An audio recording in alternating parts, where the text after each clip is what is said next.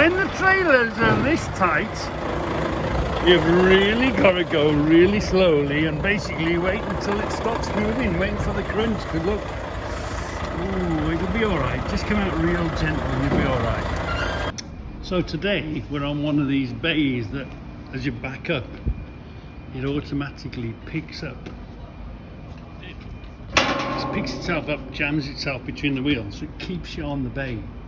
Stops you from, you know, as coming in and out. You're not relying on the truck brakes. It's not going to escape. They'll switch me off in here. I'm here on the bay now. The only trouble is, yeah, to reach the bay you let the suspension down, but when you let the suspension down it goes around the mud flaps. It grabs the mud flaps. So you've just got to remember when you're on one of these things, come in with your suspension up, come onto it, it grabs it and follows it, it picks it up from over there and follows the wheel in, and then before you drive off you've got to remember to lift your suspension, or else otherwise it'll grab the mud guards and rip a mud guard off. So we're gonna let the suspension down now.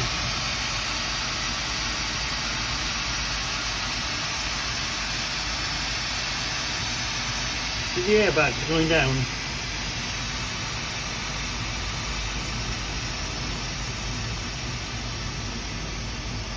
But it rides on air. We've let the air down. This has gone down now. And that will make it easier to get into the trailer. There's the ramp. There's the tongue of the ramp. See, I'll put that in. But watch for this on the way out, because obviously it'll go down a bit more yet. Or don't these like to rip off your mud guards? But a good idea though. Stops the trailer from coming away. Stop people from pulling away from there whilst there's somebody in. It's a big safety thing. Otherwise you've got to take the keys, you've got to put the brakes on, you've got to put a block of concrete in front of the truck. You can take the leads off, you can put a lock on, you can do all sorts of things. But that's one of those gizmos, but you got to watch your mud flaps. So, can you see how it likes to get hold of your mud guard, rip it off? It doesn't take much to rip these mud guards off. They're only plastic. So let's up the suspension. I've got a green light. I always like to check myself. I've put the ramp back in position, look. Some places don't like you looking or checking, but I always do. And I think only twice I've ever done it. I found out that a bloke came and said, all right, we're loaded now, you can go. And just out of automaticness I checked the back and they hadn't finished. Anyway, we've lifted that up now. Suspension, the airbags, filling full of air, because it rides on air, doesn't it? So we've got that above now, so we should be able to get out of here with our mud guards intact. Should be able to. I'll tell you when I pull off. Then we're loaded. This stuff's going off to Thailand. I thought this was a funny address. It's going to Mu 7. Ching Asia, anyway, Thailand. Yeah. Going to Thailand. Going to Mu 7 in Thailand. Well, I had to back into this place. I could see, you know, why don't they make round corners when they know they're getting trucks delivered off narrow roads? Well, relatively narrow roads. Especially when bushes, obviously the bushes have been cut there because they grow, don't they? So anyway, that was telling me, take the corner out. Don't try and go around it because you'll get yourself into bother. Do what everyone else did. Well, anyway, look, I took too much of a corner. He thought I was going to take the hedge out. But even then I had to pull forward a bit because I was a bit too far that way. But yeah, when you see, you'd think these architects, these designers would watch, you know what I mean, would have a look at the corners and where the trucks take out the corner. If we can avoid it, we do avoid it. Sometimes you can't avoid it. And as you can see, truck after truck after truck after truck have took out this corner. Okay, maybe they haven't took out as much as I've took out. They've took out this corner. So you would think, right, the next industrial estate I'm going to design, I'm going to take out the corners. I'm going to make round the corners off so they can back in off a road, taking an Arctic. It's silly things like that that we damage. You see, wherever there's Arctics, there's damage. So is the damage because every one of us are stupid and we all take out a lot more than the corner that you should?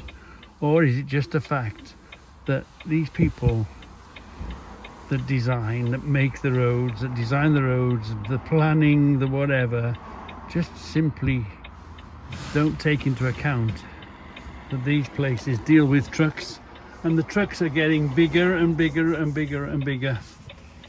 So I'm guessing this must be a 70s or an 80s type estate. I'm guessing.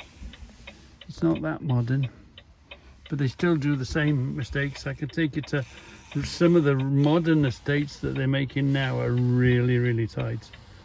And we've got to get the stuff in. It's as simple as that. So if it means taking out the corner, if it means running on the grass, if it means knocking something over, we truck drivers will do it, because we've got to get this shit off our truck, haven't we?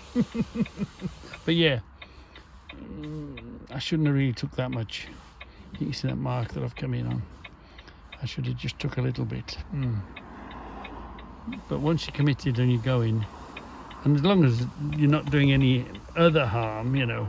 And I was, remember, I'm 55 foot long, so what's the width of a road? Well, what's the width of a fairly narrow estate road, industrial estate road? Then you've got to allow for, you've got to bring your trailer in, but you've got to allow for the trailer and the unit to come around and come inwards so we can get on this doorway. Yeah. Anyway, you'll always know where there's trucks, because we'll always run over the curbs and the pavements. Not through choice, just because we're that big. But these designers, these planners, never seem to learn the lesson. Yeah, look, sort of give you some sort of scale. There's one weighted there. And this guy, I thought he was going to back up, but he's going to do something different. Thought so. Look, he's going to spin at the end of the road. Frighten the cars. Here he comes, look. So that sort of scale.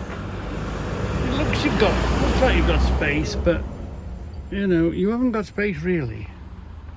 You haven't got much space to play with. Let's just have a look what it's like on the way out. I'll pull you. It's a road. Look, I'm right over this edge. I can't get any closer to that edge than I can. Right over here, yet the trailer just doesn't fit. You have to take the curb out because it don't physically fit. These planners and designers are crazy. I think they just play with little toys to make it go in and out. Here we are. If those are the wheels of the train, where the hell is the train? And how many trains worth is there? And how many lifetimes worth of wheels and wear and tear? And wow, I'd love to ask loads of questions about them train wheels. I've never seen so many. Anyway, off we go. 3 people making 3 decisions. So anyway, the good thing is I've got to head back home now. So let me tell you a story. I passed a comment, 3 people making 3 decisions. This is just typical as transport story. I'm sure it relates to whatever your work does. And it all happens and you don't know much about it. But in this particular case, Because, of course, it's always the driver's fault. So it's no particular firm, no particular... It happens in every firm. It happens in every... This is a typical transport story. And we call them all monkeys. So monkey number one tells another monkey, yeah, come in and get it loaded. So the other monkey tells me, I'm the other monkey, tells me, the monkey behind the wheel, go down there, get it loaded. Okay, no problem. So I turn up and the monkey that I'm speaking to says, let me just check. There's already 2 down there.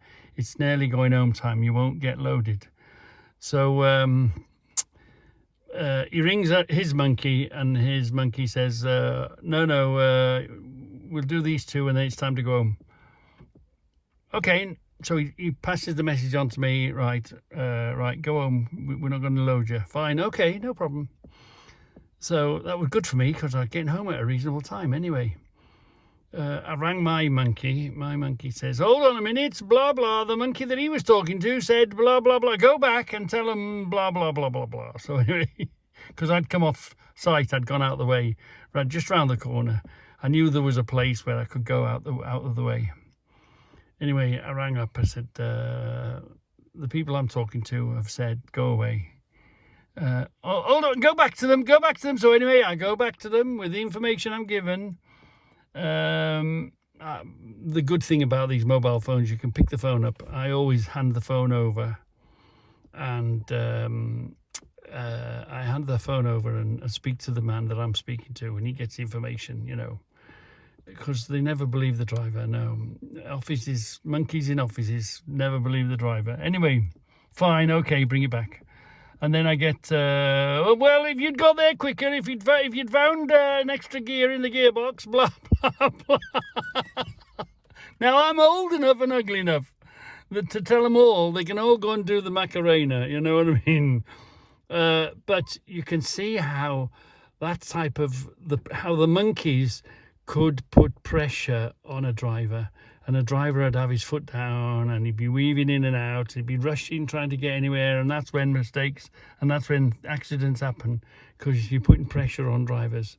Now, obviously, I'm old enough. I've done enough mileage under my belt. It doesn't bother me at all. But that's how it can be a very stressful, when a whole load of monkeys start talking to each other. And then it always comes down to the driver. The pressure goes on the driver, got to be there, got to do this, got to do that. And then it'll be, it's the monkey's fault, it's the driver's fault. The reason now, the boss has had to send me there, pay a little bit more time for my labour, pay a bit more fuel for the truck, blah, blah, blah. And if there ever was an inquiry, well, if the boss man, we'll call him the gorilla. If the gorilla man asked any of the monkeys, well, why wasn't that job done or whatever, it's guaranteed they'll say, oh, Reggie, the driver, yeah, no, Reggie was slow, Reggie was this. Always the driver cops it. always. And if you're that sort of person that goes, can be influenced by pressure, this driving job can be quite a lot of pressure. There's only 2 rules. Keep me safe and bring the truck back shiny side up. There's all the rest of the rules are a whole load of twaddle. Yeah, and obviously you got to do your job. You know what you got to do. You know what you got to not do. Do what you're told. But there's only 2 rules. Bring me back safe and bring the truck back safe, shiny side up. And all the rest of them can go and do the Macarena. So I thought you might like that as a funny sort of, typical transport firm. And it happens in every firm. Doesn't matter what firm you're working for. They're all a bunch of monkeys. And the only thing that they ever drive is desks. They don't actually drive a truck on the road, in the streets, inches away from traffic, ducking and diving. Yeah. So, they can that's how the monkeys create havoc between themselves. And it's always the driver's fault. Always the driver's fault. Right then, so the good thing is I'm home now, so I'm going to go home. I'm home, I'm going to cool off. Yeah. Anyway, I just thought I'd give you that funny, typical, every transport firm's the same, typical transport story. You did ask what was I going to do with the little wrench. So anyway, it's Thursday evening. I had a reason to come into the man shed, the man cave. So we're going to put this in evaporust. I was going to put it in evaporust and stick it into the ultrasonic cleaner, but we'll give it 24 hours in. Well, more than 24 hours. Because probably Saturday we'll be back out here playing. So we're going to put it in evaporust, and it's old evaporust. It's evaporust that's been used once, maybe twice. So, but it still keeps going. It's pretty good stuff and lasts a few times.